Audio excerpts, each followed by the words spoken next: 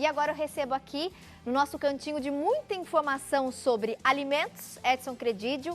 Ele que é nutrólogo, doutor em ciência dos alimentos, escritor, palestrante e nosso grande parceiro. Uma vez por mês participa conosco trazendo aí algumas curiosidades e algumas informações assustadoras sobre o que a gente consome com frequência. Seja bem-vindo, doutor. Muito obrigado. E apesar de assustadoras, é importante a gente passar para o público, né, essas informações. Sem dúvida. Principalmente para a turminha em casa rever alguns hábitos alimentares. Porque como as pessoas, cada um tem uma área de atuação, na verdade foge, muita gente desconhece, né? Eu falo, puxa, eu procurei lá, o marido é diabético, a esposa é diabética, eu procurei a quantidade de glicose, não tem na tabela, mas está escrito carboidrato, né? O carboidrato seria o açúcar, né? Então, existem vários alimentos que parece que não apresentam o açúcar, mas tem. E nós vamos ver hoje que em grande quantidade.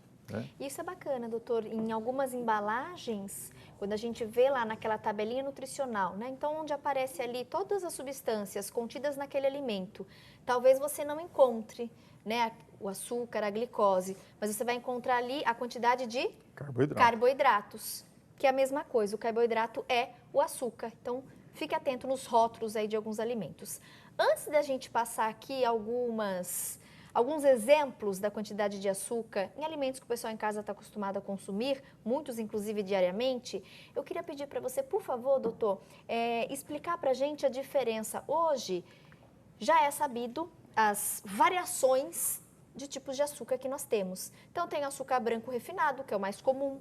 Nós temos o açúcar demerara, o açúcar mascavo, o açúcar orgânico, enfim, são vários. Como que a gente pode entender cada um deles e qual priorizar na nossa alimentação? Então, o açúcar que é retirado da cana, através do melado ou melaço, que é a rapadura, né, que sofreu um processo, ele é marrom escuro. Nós temos até um exemplo aqui. Está ali naquele potinho, né? Esse é o mais rico. Que é o açúcar mascavo. Porque ele tem todos os nutrientes. Quem não gosta desse sabor acentuado da rapadura, pode usar o demerara, que é um açúcar que foi desidratado e ele mantém os nutrientes. Então, também é rico. Então, nós vamos falando da ordem que ele vai ficando cada vez mais pobre, né? O mais rico em nutrientes mascavo. Benéficos é o açúcar mascavo, que é o mais escuro. Que é o mais escuro. Ele é exatamente o oposto do açúcar que a gente está acostumado a ver, o branquinho, né, o refinado. Esse daí seria o melhor, o ideal, mais rico em nutrientes. Depois do açúcar mascavo, vem o açúcar demerara. Que ele não tem aquele sabor tão intenso de rapadura, mas que também preservou ali os seus nutrientes. Depois vem o cristal. Hoje também tem o cristal orgânico, que não foi usado em implementos agrícolas, né? Problemas de agrotóxicos ou coisas que são alimentos que fazem bem à saúde. Tem menos nutrientes do que o demerara. Né? Depois vem o refinado. Então você observa a diferença. Um é marrom escuro, outro é branco, leite. Esse branco leite é, na verdade, uma caloria vazia, porque ele perdeu todos os nutrientes. E cada grama de carboidrato tem 4 calorias. Aqui também tem 4, mas ele tem uma série de vitaminas. E o refinado, ele não tem mais nada. Ele só tem caloria, não tem vitamina. E esse poder edulcorante, que é adoçante. Tá. Mas é o preferido, né, porque ele é cheiroso, é gostoso, mas é pobre, é caloria vazia. Você não encontra um nutriente nele. E os açúcares, por exemplo, doutor, das frutas? Então, o açúcar da fruta seria a sacarose. A sacarose, ela vai no nosso intestino delgado, a primeira porção do intestino, vai ser quebrado em glicose e frutose. A glicose passa para o sangue, aí o pâncreas libera a insulina, joga essa glicose para dentro da célula para ser queimada, né? Vai fornecer energia. A base do funcionamento energético do ser humano é a glicose. E a frutose vai para o fígado e sofre uma transformação em glicogênio, fica armazenada. Então, a frutose, se for ver, ela é saudável. O que não é saudável é o xarope de frutose, que aí já é uma coisa industrializada, né? Perfeito. Doutora, eu queria dar início aqui às nossas comparações para o pessoal em casa poder conhecer. Vou começar aí pelo seu lado. A gente tem aquele pãozinho que, principalmente no café da manhã, faz parte aí da mesa de muitos brasileiros. O filãozinho, pãozinho francês. Tudo isso de açúcar que eu estou vendo no prato então, contém em um único, um pãozinho francês, ele tem uma colher de sopa e meia de açúcar. É porque o amido é açúcar. Ele quebrado, ele vai dar açúcar, vai dar glicose. E alto índice glicêmico. Então, qual seria a indicação aqui? Usar o integral, porque a fibra vai carregar o açúcar, a gordura para as fezes. Então, evitar o pãozinho francês.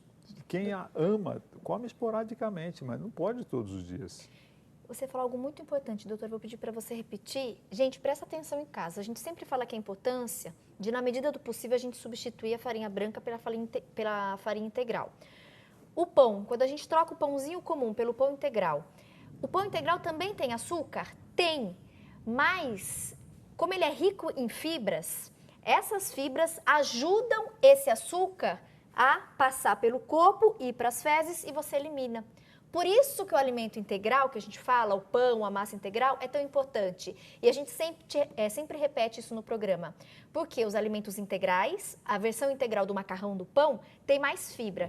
Quanto mais fibra, mais essa fibra vai ajudar esse excesso de açúcar e acumular ali nas nossas fezes e o corpo elimina. Então, o seu corpo não absorve esse monte de açúcar. Sem dúvida.